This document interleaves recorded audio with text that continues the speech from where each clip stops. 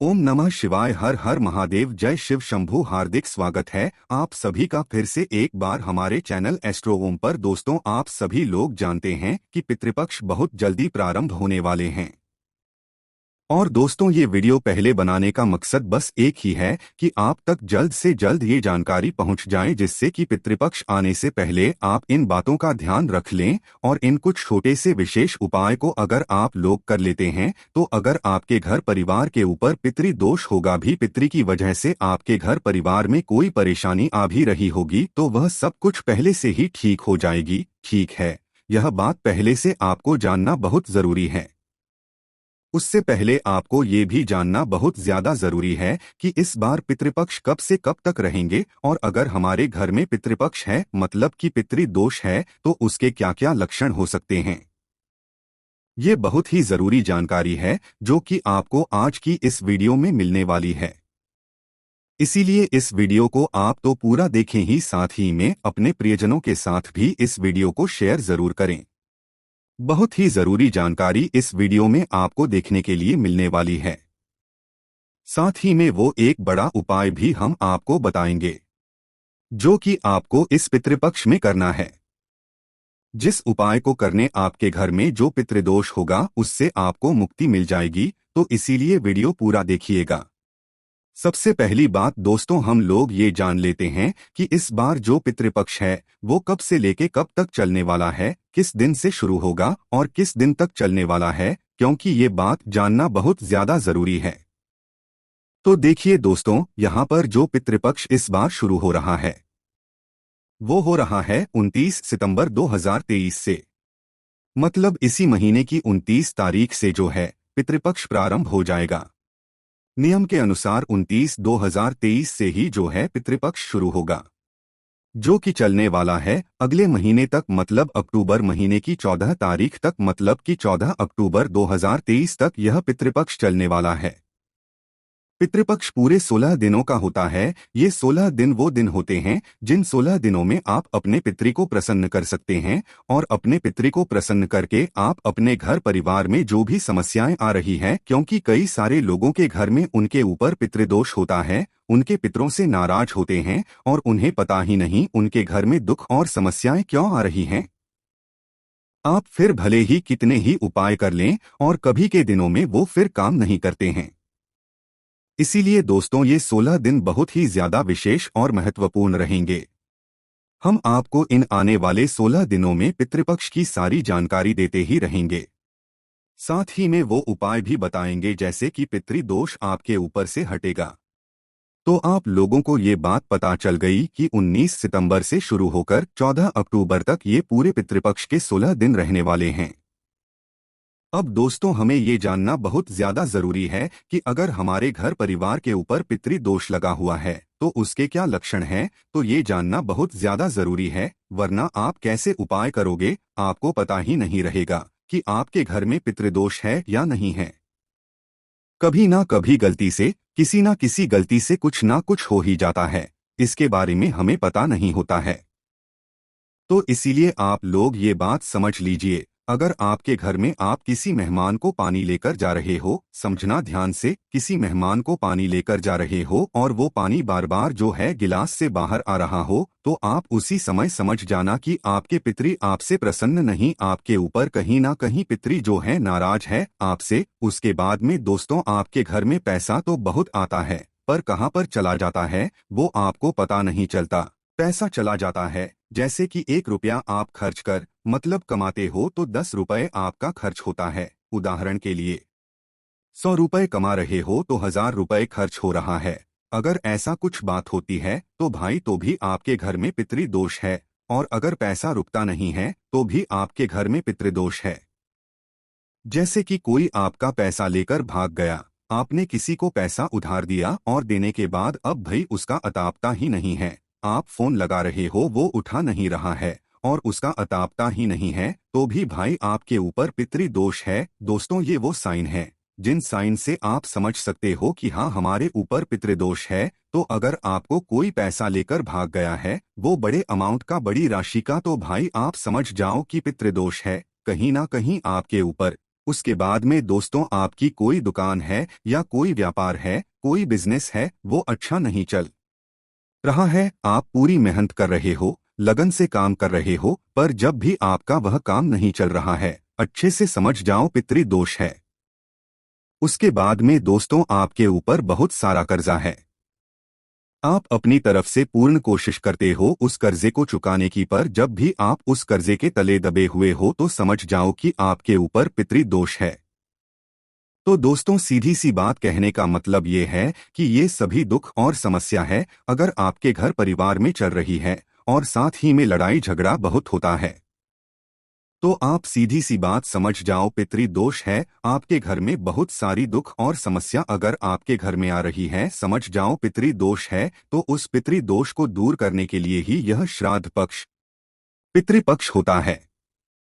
ये श्राद्ध पक्ष पितृपक्ष की ये 16 दिन होते हैं, जिन दिनों में आप अपने पितृ को प्रसन्न कर सकते हैं और अपने जीवन से दुख और समस्याओं को दूर कर सकते हैं।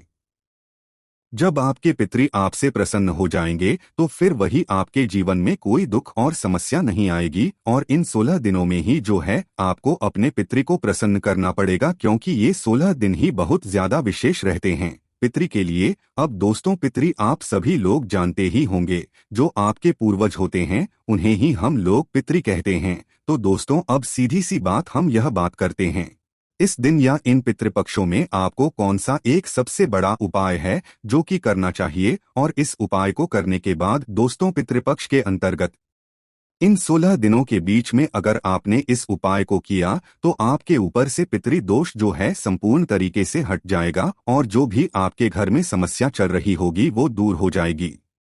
उससे पहले हम आपको एक विशेष बात और बताएंगे। दोस्तों इस पितृपक्ष में, इस श्राद्ध पक्ष में जब भी आप लोग अपने घर में ब्राह्मण जन को भोजन कराएं या किसी भी गुरुजन को भोजन कराएं, उसका जो मुख होगा, मतलब जो ब्राह्मण जन का मुख होगा, गुरुजन का मुख होगा, वो दक्षिण दिशा की तरफ करके ही रखना, क्योंकि इस श्राद्ध पक्ष में पितृपक्ष में जो भी काम किए जाते हैं वो दक्षिण दिशा की तरफ करके किए जाते हैं। जब आप वो अपने पितरों के लिए कर रहे हैं तभी वो दान या वो जो भी कर्म रहता है वो आपके पितरों के लिए लगता है, ठीक है। तो दक्षिण दिशा हमेशा याद रखना, कोई भी शुभ कार्य अपने पितृ के लिए कर रहे हो तो दक्षिण दिशा की मुख्य तरफ करके ही जो है करिएगा है ना। तो ब्राह्मण जन को अगर आप भोजन करा रहे हैं इस पितृपक्ष में तो उनका मुख दक्षिण दिशा होना चाहिए, तभी आपके पितृ को जो है वो भोजन मतलब ब्राह्मण जनों के द्वारा लग जाएगा। उसके बाद में दोस्तों इस पितृपक्ष में आप जब भी गाय को रोटी दें या गाय को भोजन दें या गाय को कोई भी प्रसाद दें तो उसका मुख भी दक्षिण दिशा की तरफ होना चाहिए। इसको करने से ये होगा कि आपको तर्पण वगैरह की कुछ जरूरत नहीं है। वैसे ही आपके पितृ तक मात्र एक गाय को दक्षिण दिशा की तरफ मुख करके जो है उसका मुख दक्षिणा दिशा की तरफ होना चाहिए। आपका तो आप उसकी तरफ कर सकते हो, पर गाय का मुख दक्षिण दिशा की तरफ, और आप उसको रोटी दो, भोजन दो इस पितृपक्ष में। आप देखना अपने आप पितृ आपके बहुत ज्यादा प्रसन्न हो जाएंगे।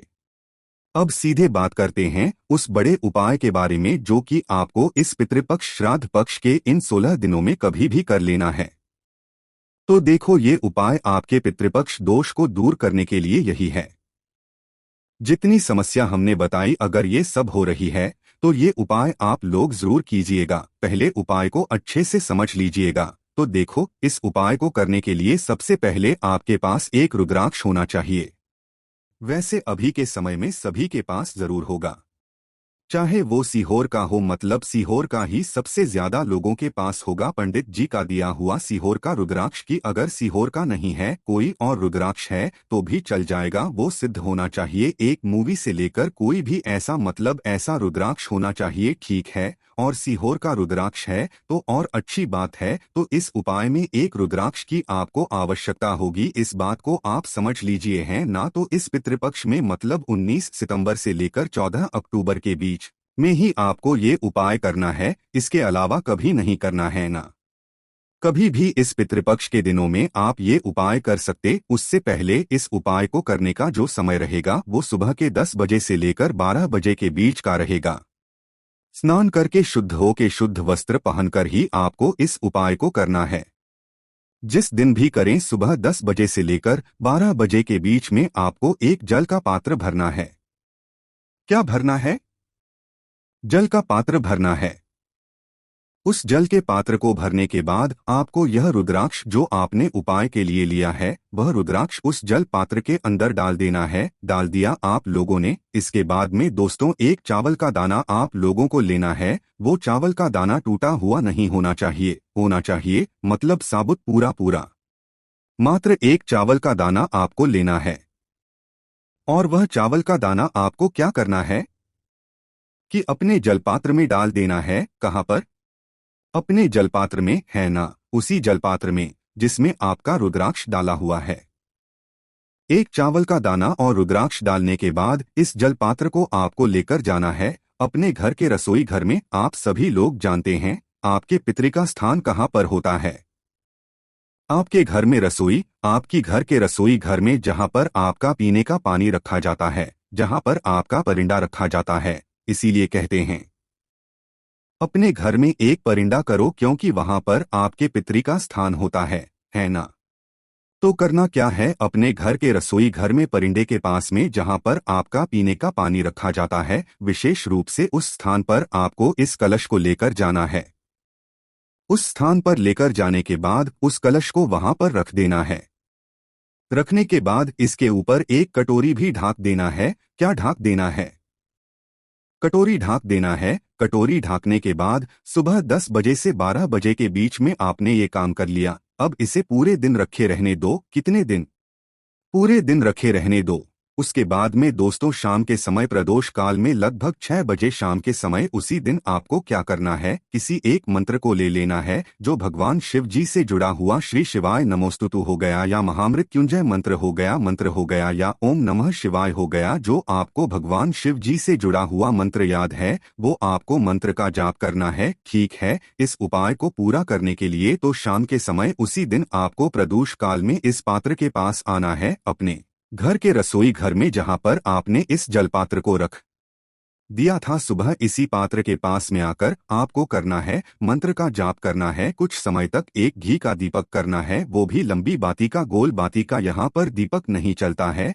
हमारे पितरों के लिए हमेशा लंबी बाती का दीपक लगाया जाता है और दक्षिण बाती का मुख करके दीपक लगाया जाता है। ठीक है, तो इसी जलपात्र के साइड में, कलश के साइड में जहाँ पर आपका पीने का पानी रखा जाता है, उसी के पास में आपको यह दीपक जो है तैयार करके लगा देना है ना। शुद्ध देसी गाय का घी का दीपक होना चाहिए, लंबी बाती का होना चाहिए और वह मिट्टी का होना चाहिए दीपक, है ना। इस बाती का मुख दक्षिण दिशा की तरफ करना है। इस बात का आपको ध्यान रखना है। दक्षिण दिशा देख लीजिएगा, दक्षिण दिशा की तरफ उस बाती का मुख करके इस दीपक को आपको जला। दीपक जलाने के बाद आपको अपने सीधे हाथ की हथेली को लेना है और सीधे हाथ की हथेली को लेकर आपको क्या करना है कि अपने सीधे हाथ की हथेली को उस कलश के ऊपर रख लेना है। किस कलश के ऊपर? उस कलश के अंदर आपने रुद्राक्ष रखा हुआ है, चावल का दाना रखा हुआ है, ठीक है, और जो आपने कटोरी से ढका हुआ है ना, उसके ऊपर अपना सीधे हाथ रखना है और आंखें बंद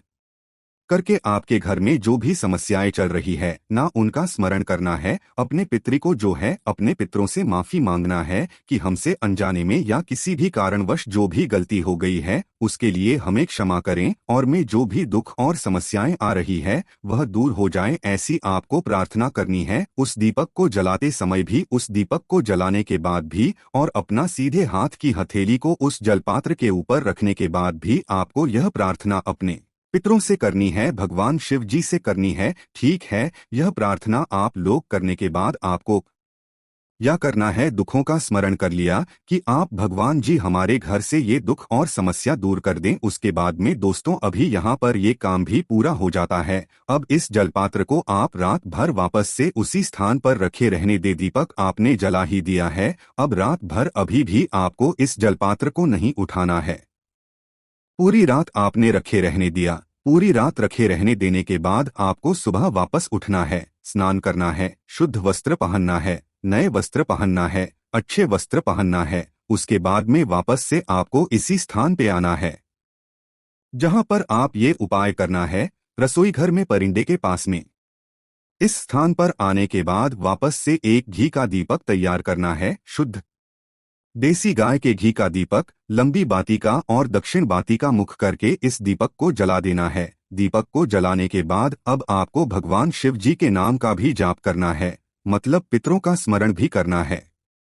उसके बाद में आपको क्या करना है कि यह जो जल है ना, ये जल लेकर आपको भगवान शिवजी के मंदिर जाना है। जिस जल के अंदर आपने रुद्राक्ष और चावल का दाना रखा हुआ है ना, ये जो आपने कटोरी ढांकी थी, इसको हटाकर आप जल का पात्र लेकर चले जाइए सीधा मंदिर में, शिवजी के मंदिर में। शिवजी के मंदिर में जाकर इस जल को एक धरा से धीरे धीरे करके चढ़ा दीजिए। खड़े होकर ही चढ़ाना है। शिवजी पर ये जल चढ़ाने के बाद आपको क्या करना है कि जो रुद्राक्ष उस जलपात्र में बच जाएगा, ये शिवजी पर भी चढ़ जाएगा तो कोई बात नहीं है। आपको मात्र रुद्राक्ष को लेकर आ जाना, वो चावल का दाना शिवजी पर चढ़ जाएगा, उससे कोई दिक्कत नहीं है। मात्र जो आपने रुद्राक्ष मतलब अपने जलपात्र में डाला था, वो भी शिवजी पर चढ़ जाएगा। तो जल चढ़ने के बाद मात्र उस रुद्राक्ष को लेकर आप अपने घर पर आ जाइए। घर पर आने के बाद इस रुद्राक्ष को आप अपने किसी भी भगवान वाले जी वाले स्थान पर, किसी भी शुद्ध स्थान पर रख दीजिए। अब यह रुद्राक्ष पूरे साल आपके घर में सुख समृद्धि बनाए रखिएगा, कभी भी कोई दुख और समस्या नहीं आने देगा। यही उस रुद्राक्ष में चमत्कार हो जाएगा आपसे, तो ये रुद्राक्ष की उस समय बहुत ताकत हो जाएगी। इस रुद्राक्ष को हमेशा अपने घर संभाल कर जरूर रखिएगा। ये रुद्राक्ष में बहुत ज्यादा ताकत हो जाएगी और इससे आपके घर में कभी भी दुख और समस्या नहीं आएगी और इससे आपका पितृदोष भी जो है दूर हो जाएगा। तो दोस्तों, ये वो एक विशेष उपाय था, सबसे बड़ा उपाय था जो कि आपको इस पितृपक्ष में जरूर करना है। बाकी आपको इस उपाय को करने में कोई भी दिक्कत समस्या आती है, कोई भी प्रश्न है पितृपक्ष से जुड़ा हुआ, आप हमसे कमेंट करके पूछ सकते हैं। ओम नमः शिवाय। हर हर महादेव। जय शिव शंभू।